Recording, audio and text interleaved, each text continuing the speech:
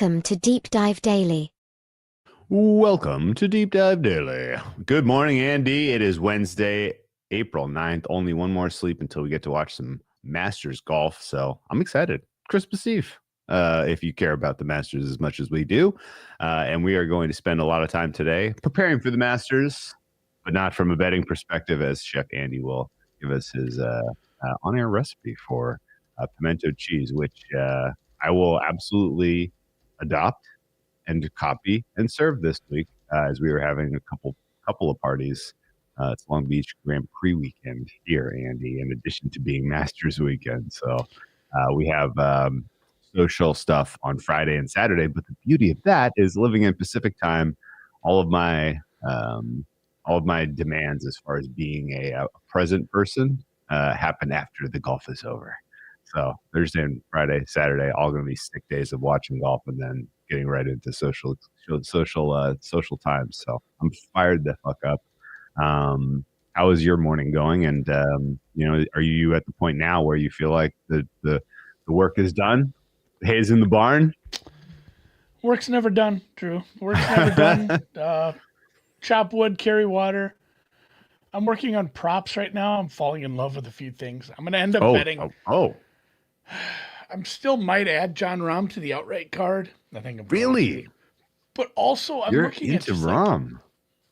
Well, some of his stats here too. I was looking at like bogey-free rounds and who's been the best at bogey avoidance here over the past few years is John Rahm, and like looking at who's made the most eagles here because there's eagle props on specific players and.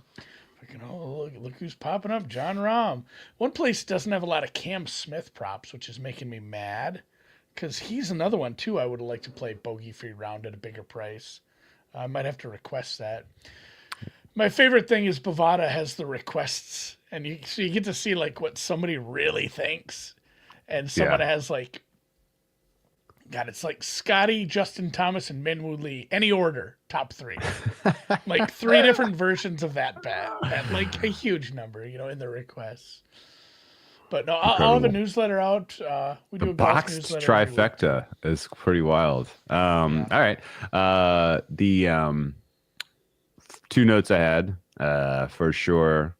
Check out BetSports Golf for all of Andy's content, and check out Golf Digest for Andy's content. Do you get any buzz for people clicking through, or if that's like the most read story of the Golf Digest publication this week? Are you going to get a call? Did everybody listening know that Andy has a byline at Golf Digest? Yeah, just we have a partnership with them through BetSports Golf, so it's fun. Get to write articles for Golf Digest. No big deal. There is a promo code for BetSports Golf. Azalea. What? Really? Promo code Azalea. Oh, you might have to look up how to spell it. Spell it right. 25% off. 25% off any package. Any package. I am a hilariously poor speller. I'm gonna give it a shot. You tell me. Just give me the hard if I'm wrong. Azalea. Origin? It is French. Okay. Azalae? EA? EA. Azalea. Yes. All right. Okay. Well, I'm gonna take the L on that one. I should have had EA. I knew better. All right. Let's talk a little bit of NBA. Yesterday's results were phenomenal. Very much enjoyed the association action last night. Thank you to our Orlando Magic for not fucking around and taking care of business against the Hawks. But even more than that, thank you to the Warriors for making it so clear and obvious that they were going to cover that you didn't have to watch that miserable sack of shit game. So that was enjoyable. And then just in general, like across the association, solid performance from most improved player Dyson Daniels in the loss. Solid performance from the defensive player of the year, Draymond Green. Pathetic excuse of a showing from Peyton Pritchard, who, despite playing 30 minutes, was only able to score 8 points and did not cash from 3. I can't believe he's just going to walk this 6 Man of the Year award, and this is just an absolute travesty. But it is what it is. I'm over it. I'm totally over it. You can tell, Andy, I am over it. But the one kind of key important thing that happened as far as awards goes came from that Celtics-Knicks overtime game, which was really fun, by the way. That 2-3 series is going to be fucking awesome. I cannot wait. Captain Clutch, Jalen Brunson, scored 7 in clutch time, thanks to overtime. Now he wasn't very good if you were watching with your eyes. He's still very rusty, but just the fact that he accrued 7 more points is awesome, because that means he is now tied with Trae Young for second in total points scored in the clutch, despite playing 12 fewer games that got to the clutch. He also has clearly a much stronger record. He's back in the mind of the voter, as they're now going to have to reconsider him for all NBA. I'm assuming he plays enough here down the stretch to qualify. That, considering that they're playing him, 38 minutes in an overtime game against the Celtics, that has no bearing on seeding for either team. I'm guessing that means he's going to play enough to get his 65 games. But Captain Clutch, Jalen Brunson feels like a wrap, which is exciting because I have a big old Betsy on that, and that was one. Yeah, a big old Betsy. So I needed that I needed him to come back and at least kind of remind voters he exists, and the fact that he's doing that, I think, is awesome. Anything else happened in the NBA yesterday, Andy? Any stories worth noting? Timberwolves went full 28-3. I mean, they had 99% win probability, probably. Yes, they lost by 7. It wasn't a last second shot after a big comeback. They got their shit pushed in. Yeah, wherever the Timberwolves land in the seeding is going to have major implications, because before yesterday's game, I expected them to win, and I kind of had them floating in the 4-5, like they could flip flop with the Warriors. Now the Warriors are just 4th for me. I think the top 4 in the West looks pretty crystallized, barring some ridiculousness. It's going to be OKC, Houston, LA Lakers, Golden State Warriors. The fact that the Golden State Warriors are not quite going to catch and flip the Lakers is giving me a lot of pain. Had some huge prices on the Warriors that are not going to get home to win the Pacific, but I'm over it. I'm over it, Andy. No ill will here. I'm fine. The 5th team it could very well be the Clippers right now, the way they're playing. 6th team, I still have kind of in the mix of question mark between Denver, Memphis, and Minnesota. I think Minnesota's going to get it. So let's just say you have Lakers, Minnesota round 1 in your 3-6. You have Warriors, Clippers in the 4-5. 2-7 will be Houston versus the winner of Denver, Memphis. That sucks. Denver, you know what sucks about playing the Lakers? What's that? The playoff tickets are going to be twice as expensive. Oh, easily. But it's twice as worth going to see Luka. I know. I've never seen LeBron for good play reason. In person. Yeah, I think you Maybe should go. Should. Yeah, you it's should gonna go be regardless. $4 for Upper Deck in game 2. Yeah, game 4 of this, or game 3 will be. Game 4 might be a little bit pressure relief, especially if it's 0-3. Anyway, I don't think it will be, but the Nuggets are down in the mix for the play-in, Andy. The reality is set in that they may not make the playoffs. The reality set in that front office, or at least in that building, that they are not winning any title this year. That is the only explanation you can come away from firing their coach at this stage of the cycle. I don't understand entirely what happened, and I want to unpack it with you a little bit and see if you can kind of help me read the tea leaves here, because I have small, weird pieces of information from all over the place. Nobody is like, oh yeah, this was coming. Like, it's turmoil over there. It's chaos. Like, nobody's happy. Everybody's ready to quit on the season. Like, I had not heard that at all, right? But from the kind of tea leaf section, tinfoil hat section, they have a weird problem in Denver, which is they have the best player in basketball in Jokic, who is not a leader. He doesn't have the personality of a leader. He doesn't communicate with his teammates. He doesn't really care. There was a note that he basically was told they're going to fire Malone. And you know what his reaction was? Okay. Okay. Yes, exactly. All right. I'm going to go back to my sandwich here. Thank you for that information. I don't care. Thanks for letting me know. Thanks for letting me know, I guess. I didn't find out from Sports Center, Twitter? which would have also been fine. Yeah. And so like that to me, I think that's a problem. And you look past that and you're like, okay, well, if there's a leadership vacuum with the team that has the best player in basketball, that seems like a problem. And I think that the idea that backfills and throws leadership onto Jamal Murray, who can't stay healthy, is bad. The fact that backfills and then you have like a guy like Aaron Gordon, who's obviously very good, but I don't think spends a lot of time with his teammates. He's more of like enjoys the Colorado lifestyle kind of guy. Russell Westbrook is a freaking completely misshapen toy, and Christian Brown toy. That's internet ad.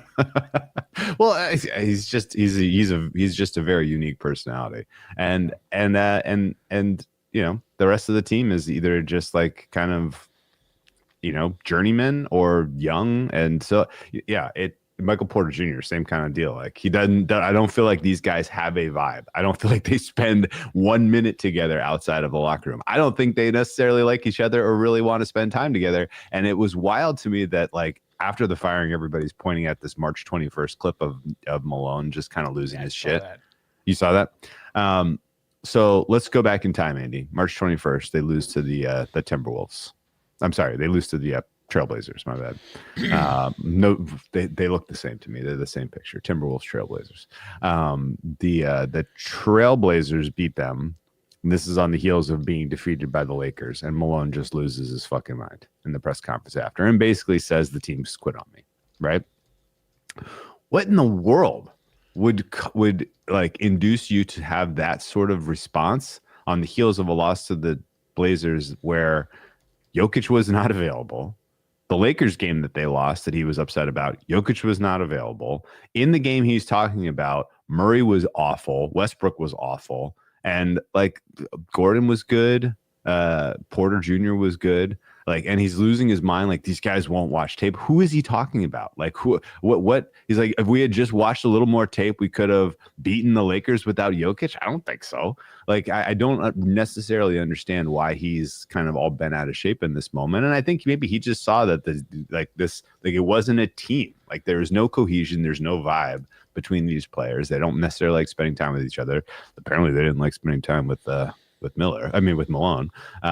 So I don't really understand how it got so weird and toxic and terrible, but it's amazing that this team that has the best player in basketball and was like your third choice to win the title when we started the season has effectively raised the white flag.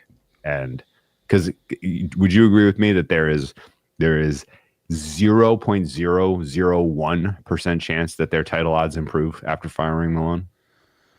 No, it just felt like a preemptive, let's get this done with now because we're going to do it anyway. Season's over. We'll play in the playoffs maybe. We don't have a shot at the West. Like, just get them out of here and so we can start moving on. And is that kind of an attitude comport with having the best player in basketball in your team? I don't know if they felt like, I think it was the roster that and the luck of getting, I mean, imagine getting the best player ever. One of the best players ever. Because, you had a bad year and you did good in the lottery and it's lucky and you got LeBron James. Now imagine doing it during a Quesarito commercial in the second round. Yeah. They've kind of lucked into some stuff, but it's also been really good roster construction. And I think a lot of smart people are saying like, he wasn't responsible for their success. Like, this is fine. Okay.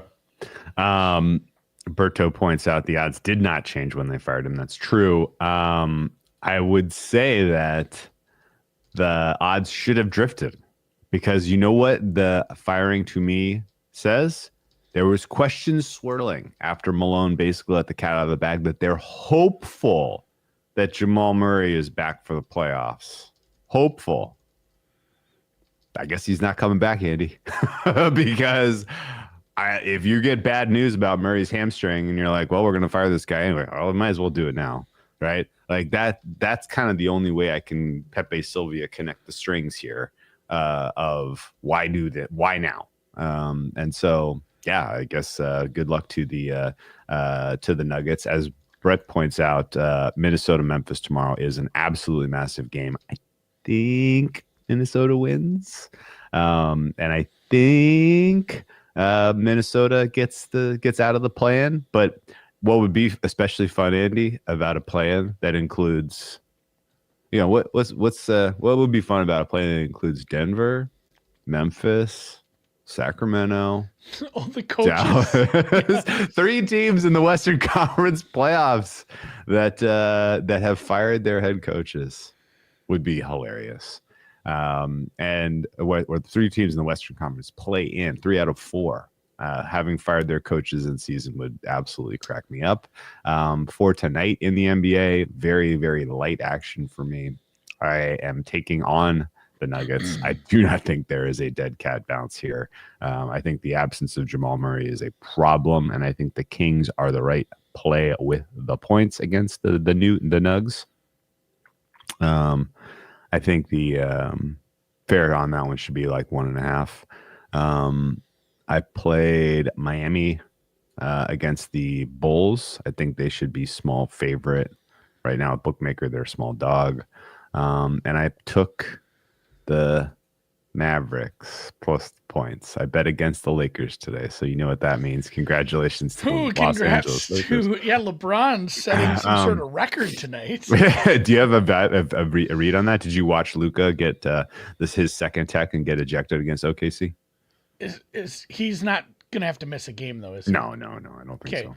Well, then I'm gonna see if someone will let me parlay LeBron and Luka triple doubles. Oh, you think? Okay, so you think that you're gonna bet against? Well, just the Drew curse. Well, okay, it's just because of my curse. Okay, because I was wondering, like, is this Luka's going back? This is his first game back in Dallas, Andy. Emotions are going to be high. I mean, Luka's a killer, but I don't know that he's like necessarily going to be completely in his right mind in this one. I could very well see him being fine, not great.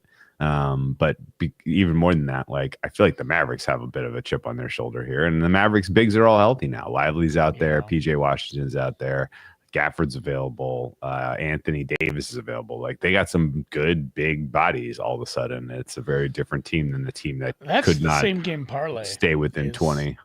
Anthony Davis to the locker room. Luka triple double. You're making me laugh. Ow. Yeah. Ow. Oh, sorry about the ribs. Ow.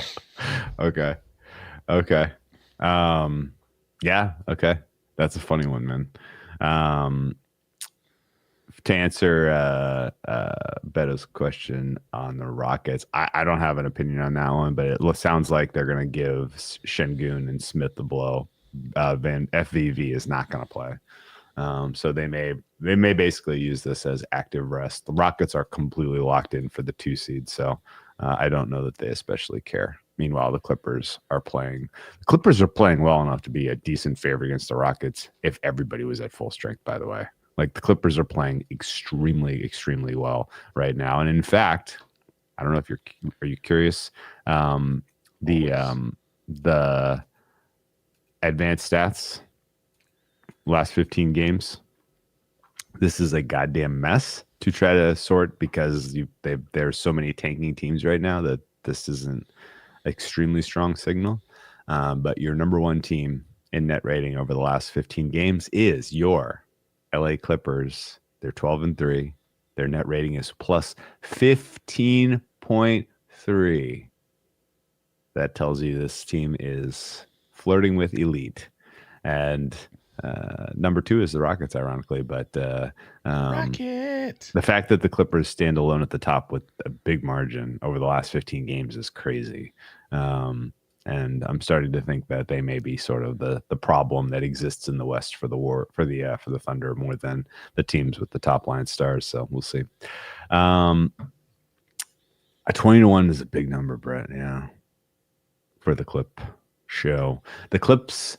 Here's the thing with the 20-1. They kind of have a very narrow path, which is like the 6 makes that a valuable bet. If they end up hitting their ceiling down the stretch and get the 5, then you're almost better off rolling over clips versus Warriors in the 4-5 on the road. You're going to get a huge price there. And then clips against the Thunder in the 1-5. I think those 2 series prices is going to get you damn close to 20-1, and then you don't even have to sweat the Western Conference Finals. So yeah, the clips are going to be like 5-1 against the Thunder, and they're going to be like 3-1 against the Warriors. So yeah, you're going to be right there at 20 already. So, all right, Roll over those 2 series if they get the 5. Now 20-1 if they get the 6. Now you're sitting pretty because they match up well against the Lakers in the 3-6, and then you might get the Rockets in the 2-6. You might get the Wolves in the 6-7. You might have home court in the 6-7. So yeah, it's it's fun how this is all going to spin and land at the bottom half of the West right now. But I think the top 4 are basically locked in. Andy, you ready? Yeah, let's call it a day, let's guys. Cook. Let's cook. Oh, yeah. Hey, it's the Masters. This turned out to be a way bigger pain in the ass than I thought. Like, I don't have any cooking stuff here. I'm like, oh my God, I got to pack like 100 things. I had to this is not even a complicated cook. This is cold. This is just mixing things together. And I had to make 3 trips to my truck. So let's scoot over to the kitchen. We got our stand mixer. I might have to edit the podcast because God knows how loud this is going to be. This could be. Oh, what are you doing? I'm trying to give you the full screen. Oh, look at that! We want to see it all, man. I got boots on the ground. There's my garbage can. Oof! I should have cleaned up the floor a little bit. The kitchen is the kitchen. You know. The kitchen. First off, we're going to take this attachment off. I don't want it. This is not what we want to use today. We're going to use this blender here. So I've been softening America's gambling test kitchen. Yes, I've been softening some cream cheese. I'm going to use a 1/4 cup of cream cheese here. Oh, get in there, buddy. All right, make sure you lock this. By the way, when I carried this in, I bumped it to full speed. So when I plugged this in, it just started whipping. It was a scary moment in the morning. So, all right, tell me how loud this is. Okay. Oh, it's a nice purr. It's a nice purr. Right, it's a nice purr. I might take it up to top. We're whipping this cheese. Whipping the cream cheese here. Getting back to my recipe. All right. I don't know how long you're gonna whip this. Just until smooth. It looks like it's smooth. It's been warmed up. It's fine. All right, you just want it warm. You want it room temperature, and we want to whip the Jesus out of it. Got it. Whip the Jesus out of it. And then we're going to add in, I'm going to add in some mayonnaise here. There's a 1/2 cup of mayonnaise. Don't use it. Make sure you get that nice yellow. Don't use Miracle Whip, for Christ's sakes, guys. That's a different thing. What's your brand of choice for mayonnaise? I'm a Hellman's man. Hellman's man. That's best foods for those of us on the West Coast. I do like Kewpie. Yeah. When it comes to my Japanese mayonnaises. All right. Did you know that there was I had a squirt tube. Oh, squirt tube, yeah. I had one of those squirt tubes. You got the Jerry Curl, sour cream. Jerry Curl sour cream. Got it. All right. Got my towel. I might have to take this off. I'm going to have to take this off to actually get some of this stuff in here now. So now, Here's another thing. You can half-fast this, and that's fine. But you shouldn't. You shouldn't do that. You should actually grate your cheese. I'm not done with the cheese yet. So I don't know. Like, I don't measure things. It's 1/4 teaspoon garlic salt. I'm going to go a little heavy. That's probably like 1/2 teaspoon. Okay. And then I took this off prematurely. I shouldn't have done that because I'm not to the cheese yet. So now we're gonna whip these a little bit. Just gonna mix the mayonnaise, the sour cream, the cheese, the cream cheese. This is our base. Oh yeah, I like watching this. Hey, you mentioned Hellman's. Did you know there was an East Coast West Coast divide on Hellman's, and that on the West Coast it's called Best Foods? I had no idea. Yeah, same product, same branding, everything. It's just a different name. Look at that. That Is is that parm? that's what I was eating during the show. I was eating this chunk of Parmesan. Oh, you hand graded that? All right, good for But you. yeah, you should. So that's what I was talking about with the half-assing. You can just use the sprinkle craft. That's fine. It's not as Yuck, good. yuck, yuck, yuck, Hand yuck. grate. Please, please do not do me a solid and do not use the parm Same thing with out the of cheddar. the. This is Okay. hand grated this morning. A little trick on that. It's almost like when you make biscuits, how you freeze the butter. If you stick the cheddar in the freezer for like half an hour, it's just harder and it grates a little easier if you're hand grating. So that was a half cup of parm, 2 cups of cheddar, which we're gonna Okay. get in there. Do you use a There's so mild many or a dishes sharp? to it. Do you use a mild, a medium, or a sharp cheddar? It is a sharp. It's a sharp, then- cheddar. Okay. And then I had a hell of a time getting this open this morning. I was like feeding this on toast and stuff. It's open now. I can't imagine if I had to do that on the show. 'Cause it would have been embarrassing. I was like breathing heavy. Andy's pimento jar is pre-opened. I love it. Okay.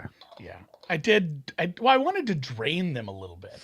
Yeah, Interesting. Also, if you do have a rotary cheese grater, boy, those are money. AJ Donaldson says KitchenAid has a cheese grater extension that is a game changer. I've got plenty of I got the meat grinder. I got the ice cream maker. I think I got the pasta maker. Oh I'm yeah. gonna mix that up again now. Oh, that's coming along nicely. Oh, so baby. let's get our bowl out. Let's Shouldn't do this. Don't do this. is there This is are there any variations to this that I need to be considering? I think some people, will Like go little with different kinds chives? of less Little parsley? cheese. You couldn't. Oh, I have chives at home too. I have fresh chives. You could just top whatever you're serving it with the chives too, right? Like in your serving dishes, you put it out for people. You could just top it with chives, right? Yeah, let's get that out of there. Yeah, that's my favorite part. Now we're gonna take this off. I think. Cheese is smaller. All right, let's take. Oh, look at this. Look at that guy right there. Oh, beautiful. We're gonna scrape that off into our serving bowl here. This looks professional. I love it. This is what I'm gonna eat all day, guys. Yeah, this is I've made like half a load of dishes. It doesn't work. My wife's gonna be super. I brought a bowl that's probably too big too. Oh yes. Yeah, and okay. I mean that's Oh, we got some and then toast. you just This is kind of slap it this on is there. this is just straight up white bread. Wow. Country. do- Is it country white? So I wanted to go with what they do in, at Augusta. It is just Okay. the white bread down there. Okay. And then are you going to cut that into small squares? Boy, I wish I had brought a knife. And then I would. I have a can opener, and that's about it. Okay. So country white bread is the call. Country white bread? Yeah, just some white bread. Okay. I should cut it. Couple of thoughts for you. You ready? I know that you're being a traditionalist and being respectful of the way that they do it at Augusta, and that's fine. Philadelphia original cream cheese is an easy no-brainer. That's okay. So, will you do a pimento grilled cheese?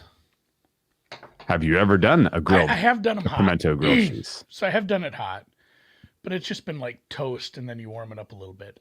I could do that I have my stove or my oven. No, my stovetop has the griddle. skillet, the Yeah. griddle in the middle. Griddle Yeah. in the middle, but she got Yeah. much back. I like it. So yeah, I okay. might have to do that. Because I'm going to bring this home. I'm not eating this all today. Oh, God, that Let's talk about some other. Let's talk about some other variations. There's some other wrinkles. Again, like it's pimento cheese. Once you have what you have, and it looks that good, I would strongly recommend if you are having people over, serve that as a dip. Right? Yeah, put it out that's as a good dip in a nice serving bowl. Put a little bit of chive on the top to give it that contrast in color. Looks so good. anything you would serve with like an artichoke spinach dip. Oh, yep. Pita chips, toast points, whatever you, Melba toast, whatever you got that you like with that, it's perfect with this too. That's funny. We had that was what we had last weekend. We had pimento cheese dip because you inceptioned me talking about making the pimento cheese today, and we had spinach artichoke dip with pita chips and what was the other thing we had? I'm drawing a blank now, but yeah, I absolutely would encourage folks to serve it as a dip. Absolutely would encourage a grilled cheese experiment with the pimento, and yeah. Enjoy your delightful lunch. Country white, unbelievable. Country white. I've got kids. We have a lot of white bread at home. Like that's what they eat. I love. We need to rank breads. So I'm a bit of a carbaholic on that, but boy, I'd kill for some sourdough. I love it, man. I don't know if it goes with this. I think white bread is what goes with this. Now that you don't make peanut butter and jelly on like marble rye or some sort of weird caraway seed bread, you know? No. White bread does have its place. Okay. A country white in particular for my money. A nice brioche white.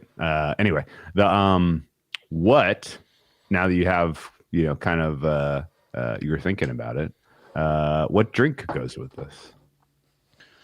I mean, if you're just having it for lunch, a nice lemonade, right? Yeah. Half and half, an Arnold Palmer. I love iced tea. Took that right out of my I'm right having out of my head. kombucha. Okay, sure. Doesn't go with it at all. Not at all. Not even a little bit. But I bought it this morning when I went to I love going to the grocery store at like 6:30. Okay. Nobody in there. Oh, that's peak shopping. Right. So, super fast recap. Room temperature cream cheese, Philadelphia cream cheese. Obviously. Grate your own Parmesan, Hellman's mayonnaise, or Best Foods if you live on the West Coast. 2 pounds of cheddar. 2 cups. 2 cups of cheddar. Thank you. 2 pounds of cheddar is a lot. 2 pounds would be also fine. Yeah, for the amounts, it was 4 ounces of pimento. It was half a cup of parm, or half a cup of parm, 2 cups of cheddar, half a cup of Hellman's, half a cup of sour cream, however much garlic salt you want, and mix it up. Away you go. Yeah, pre-loosen your oh yeah, refrigerator is a great call. I was gonna go full Monty on this. Make another batch and be like, now we got to refrigerate this for a half hour. And then like they do on the shows, but like, I made a batch earlier and we're going to try it out here on the show. Oh, I love it. I'm like, I don't know if I can commit to that. I already carried People saw me carrying a stand mixer into my office. People saw that. They're like, what is this? Nobody knows what I do in here anyway in the business park. Now they're really confused. The guy who always wears sweatpants is carrying a stand mixer today. Do you think he killed someone? He's trying to get rid of the body. All right. All right. Final tip for you. If you do put it out, we mentioned the chives on top. You know what another fun little wrinkle is? This is same as I would do for deviled eggs. Little paprika. Little paprika. Oh, paprika on the top, little Hungarian paprika, little chives, and you got yourself a dip. I love it. You got yourself a stew going, yeah. All right, man. Let's hit the music. We will check in with you and do a little bit of talk, live coverage of the first round of the Masters tomorrow on Deep Dive Daily. Featured groups only here on Deep Dive Daily. We won't use any of the branding because we don't want to get lawsuited. But come check us out tomorrow.